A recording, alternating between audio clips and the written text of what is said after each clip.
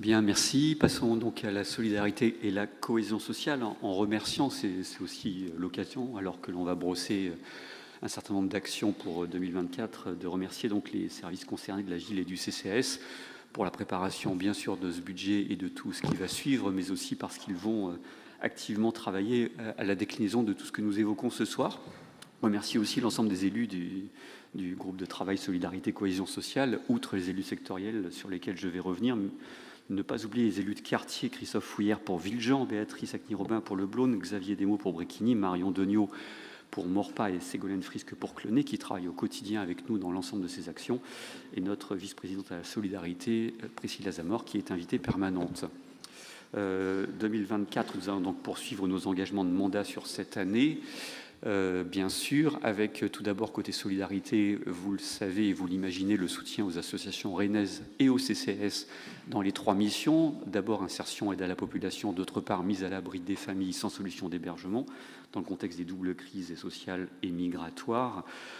Et bien sûr aussi tout l'accompagnement autour de nos dispositifs en faveur des personnes âgées, EHPAD, résidence autonomie, service à domicile. Côté innovation sociale et insertion, avec Cécile Papillon et Gwendoline Affilé, mettre peut-être en surlignage la mise en œuvre cette année du pacte rennais d'insertion que nous avions évoqué en fin d'année dernière, bien sûr la poursuite de territoire zéro chômeur de longue durée, pour laquelle nous revenons régulièrement vers vous ici même, et puis évoquer bien sûr le lancement réalisé de l'expérimentation territoire zéro non-recours. Côté logement social, peut-être particulièrement évoquer l'impulsion de nouvelles formes de logement innovants et tout le travail mené autour de l'habitat participatif et de l'action Un logement d'abord, avec Mathieu Jeanvin, excusez-moi, côté handicap avec Jean-François Monnier, surligner l'organisation des assises du handicap pour cette nouvelle année et la poursuite par ailleurs de toutes les actions autour de l'adaptation de notre ville aux personnes en situation de handicap. Dans la politique sur les personnes âgées avec Christophe Fouillère, revenir quand même sur le sujet financier, puisque nous parlons de budget, avec une année importante,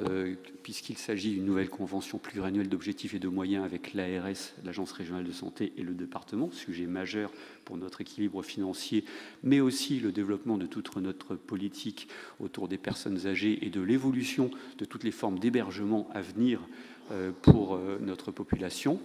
Et puis peut-être aussi évoquer particulièrement la lutte contre l'isolement, sujet majeur qui ne vaut bien sûr, vous le savez, pendant les périodes les plus compliquées où il s'agit d'aller vers nos populations, mais aussi au fil de l'eau, quelle que soit la présence ou l'absence de crise.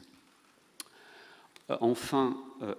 passer donc à la partie santé avec Yannick Nadessan, en évoquant peut-être d'abord les états généraux de la santé mentale qui vont avoir lieu cette année, ainsi que la signature du nouveau contrat local de santé, mais aussi rappeler que cette année, nous allons continuer à développer l'ensemble des actions autour de l'offre d'accès aux soins, mais aussi de promotion de la santé auprès de toutes et tous, et particulièrement dans les quartiers prioritaires. Avec Jean-Marie Gouetter, cette année, nous aurons bien sûr la mise en œuvre de la charte de la condition animale et du comité consultatif dédié qui aura lieu, sauf erreur, demain,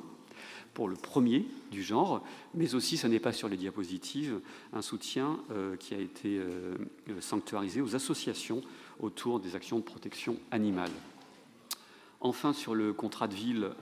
et sortir, évoquer sur le contrat de ville, bien sûr, une année charnière avec le renouvellement du contrat de ville qui se prépare encore pour une signature dans les prochains mois,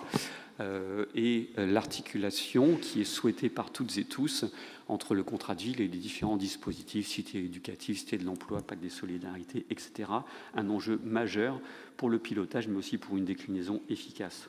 Enfin, terminer avec sortir, la poursuite du dispositif certes, mais en surlignant qu'en 2022, nous avons dépassé l'activité de 2019, probablement à la faveur de beaucoup d'actions de communication, du coup de pouce sortir, mais hélas aussi à la faveur, sans aucun doute, de la crise. Je vous remercie.